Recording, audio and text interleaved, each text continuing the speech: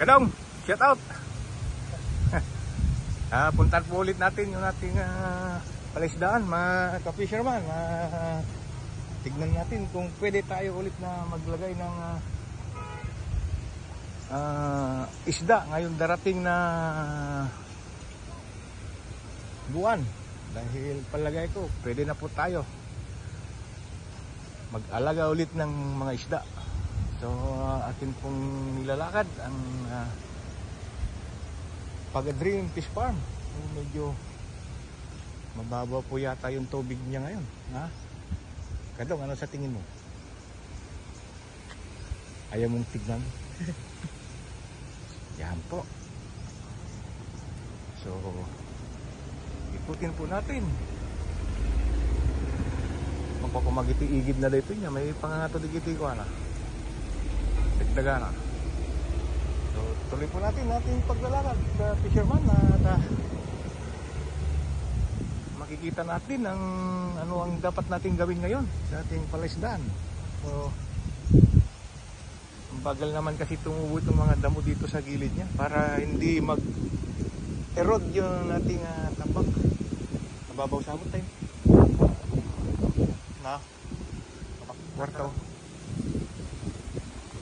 So ito ating babaybayin ang ating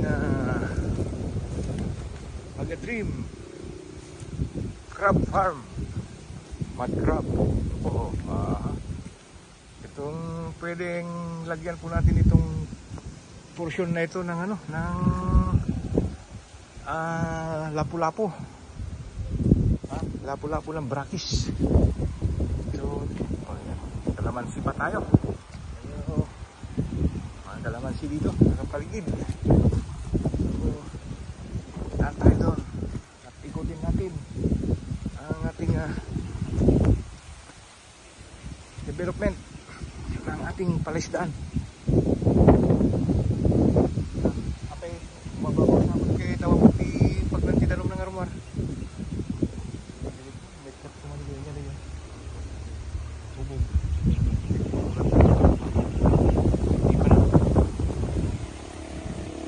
Pababa po tayo rito. Ito po yung nakaabang na lalagyan natin ng water gate.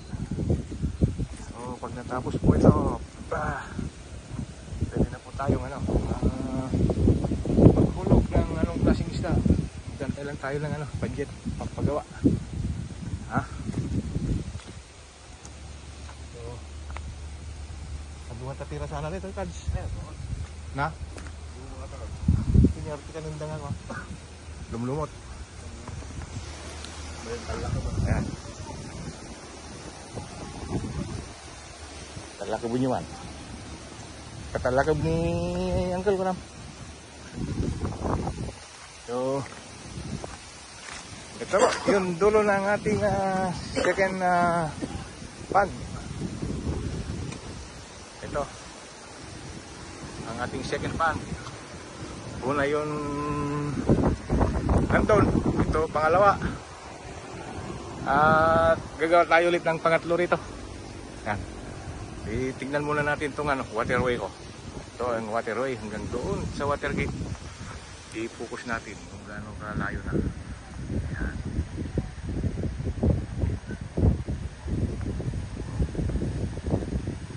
Yan na kung ano to. More or less 150 meters na layo nito. Hanggang doon sa water gate ko. Pero malayo pa to. Mga 400 meters pa papunta doon.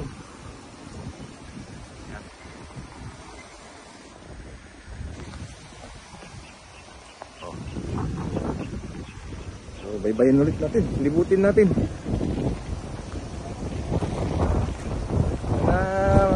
Exercise na rin kasi tignan nyo itong panahon ngayon, medyo mahangin na parang may nagbabadyan na darating na ulan.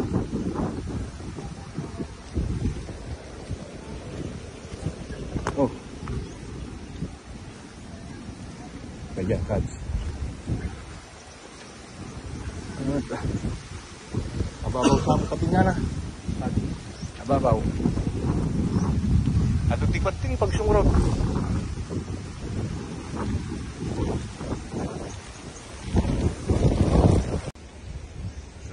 Lakad po ulit tayo. Pampapawis ngayong umaga. Ayan, oh. Dapat tatanggalin natin lahat ng ano, mga dahon ng nyug dyan, oh.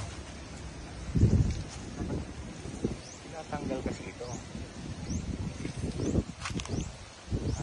Tanggal natin.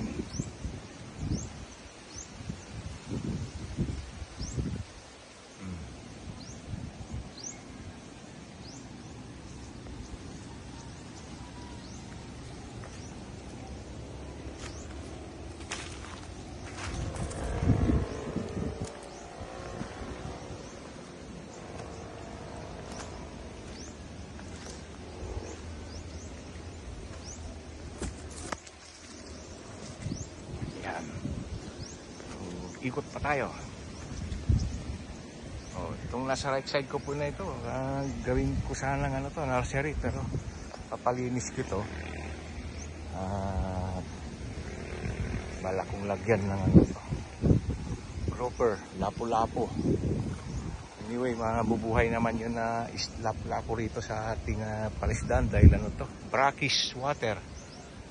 Oh, maghahalo yun ano, maghahalo yun tabang at saka alat galing sa dagat. Palagay ko po rito sa kabila ako, itong natapos na to, marami ng hipon ngayon ito. Oh, antay-antay lang tayo ng panahon.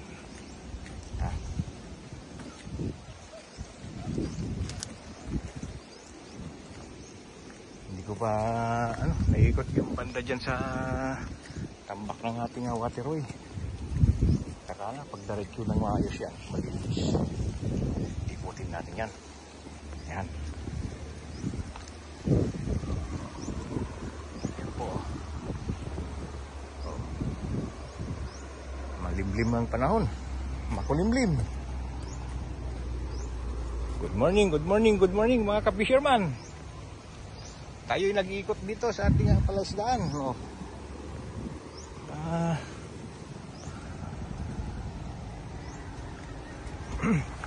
Nag-aabang na lang tayo ng ano, ng mga fingerlings at fries na mga fry, malilit na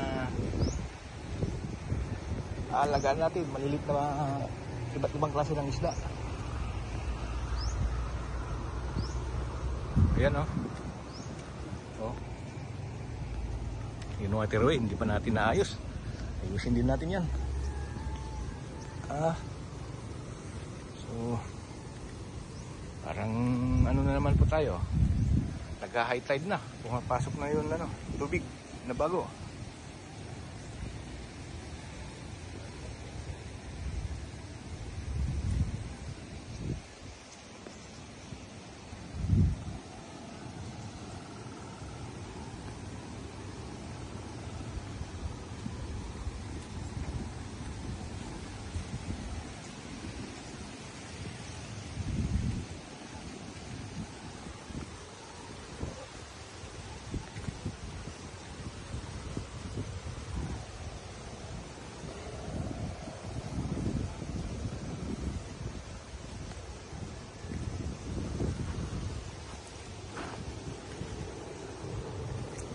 Ayan po, pumapasok na yung bagong tubig.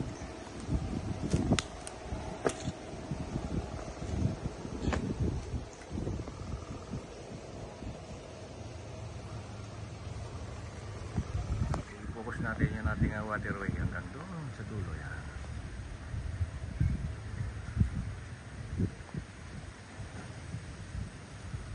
Yan, i-zoom natin. Zoom out. Yan.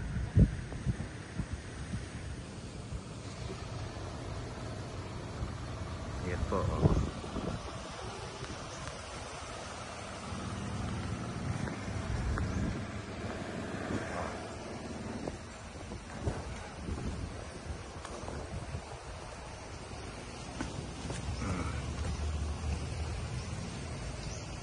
Ito.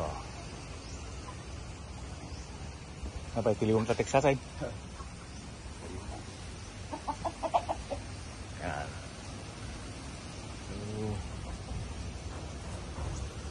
So, Ito po, pag binaybay po natin itong tambak na ito, napakaraming ano doon, kalamansi. Yan. Okay, yun sa muli. Maraming salamat po. Tuloy po natin ang ating paglalakbay.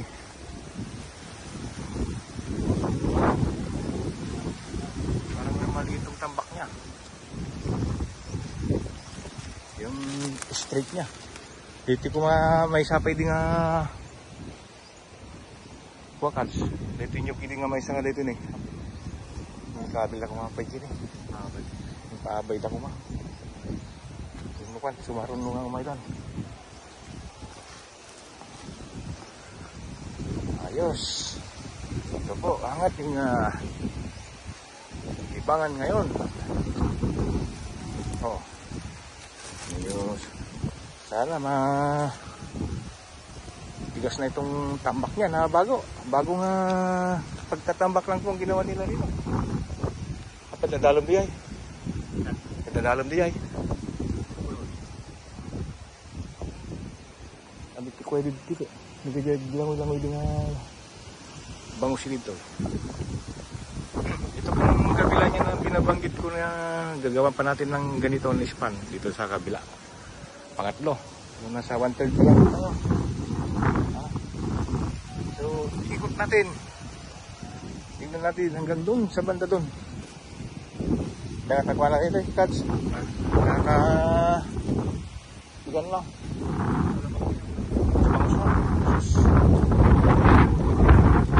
Ayan to. Ganito po kasi balik ng ano yan. Tanggalin nila. Ito yung lilinisin nila na next. Sa darating na February o February.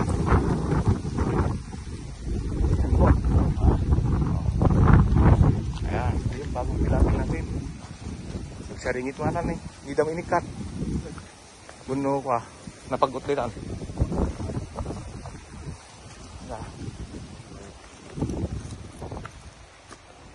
Iwali mo man, tanong hanggang tubo.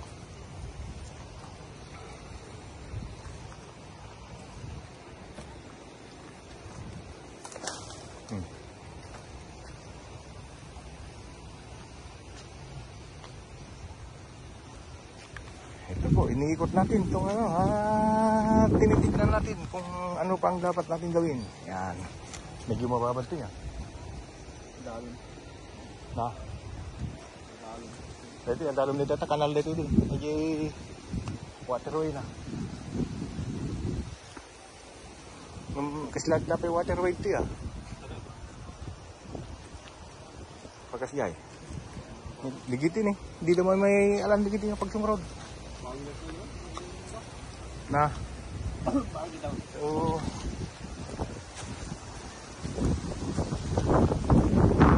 ito po binabaybay natin itong develop natin na lalagyan natin ng alimango.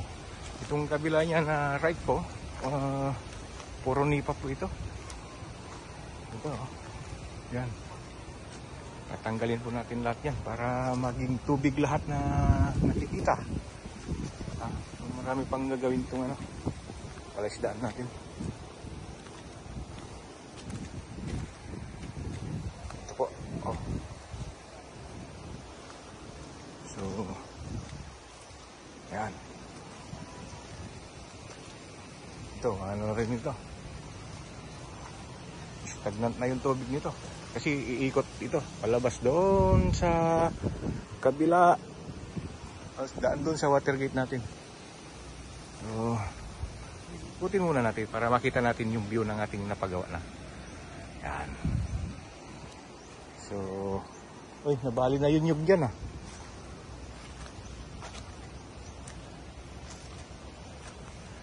Yan.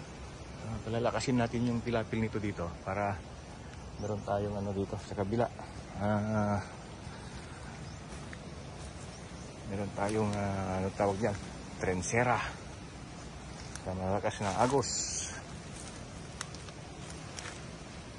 Yan.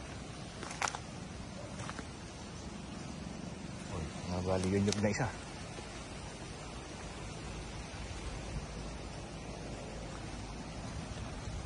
Okay.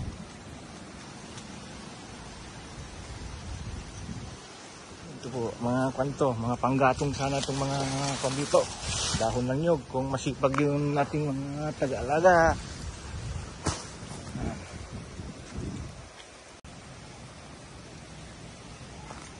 Yan, tuloy po natin ang ating paglalakad.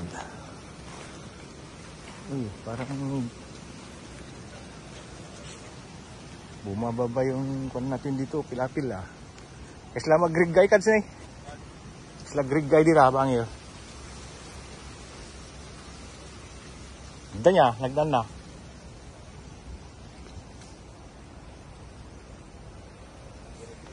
Na. Dapat pamulaan ti kwadta ni. Tiruar. Pamulaan ti Bakawan.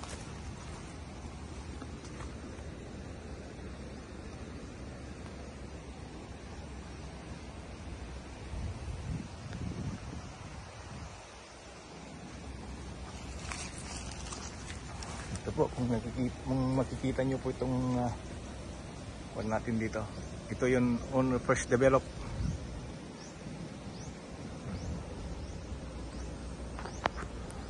Yung nasa kanan.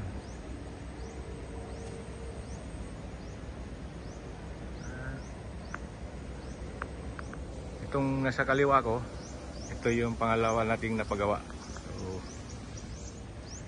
kunting-kunting tiyaga pa at matatapos din natin ito. Yan.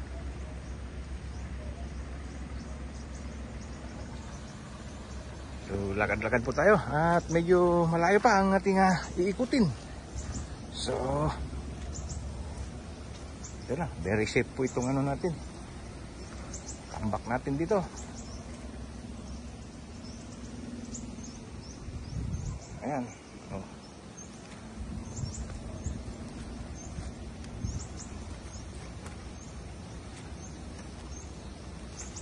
Mataas na itong tambak natin. Malakas na bagyo ang ano nito. Kaya niya. Yung baha. Safety na itong ano natin. Marami pang lilinisin dito.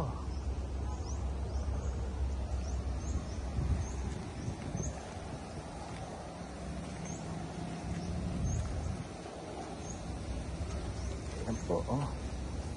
Ang ating naging project ngayong taon na ito, 2024. So siguro 2025 may project ulit tayo dyan sa kabila. In God's perfect time matatapos natin ito.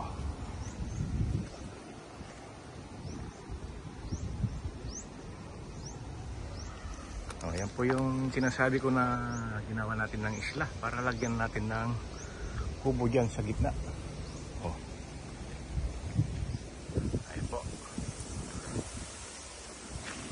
Yung puno na yan ay alaala ng mga matatanda. Patanggal sana natin dahil pinaayos na natin yung ano niya, yung silong niya para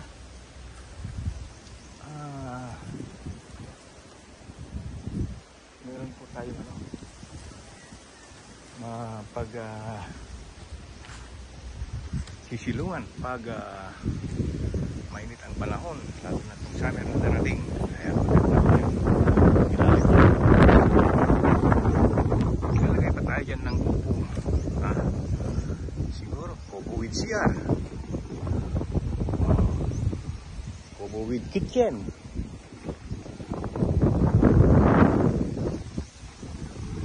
Ayan. Ito yung ilagay natin ngayon na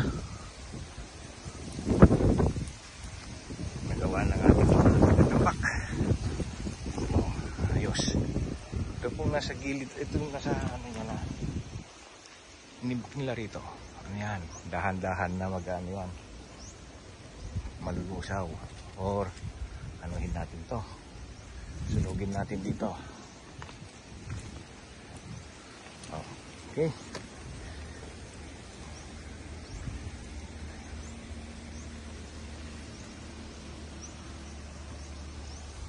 Oh, tanggal yun stress natin nang nakita natin itong pinagawa natin na maganda.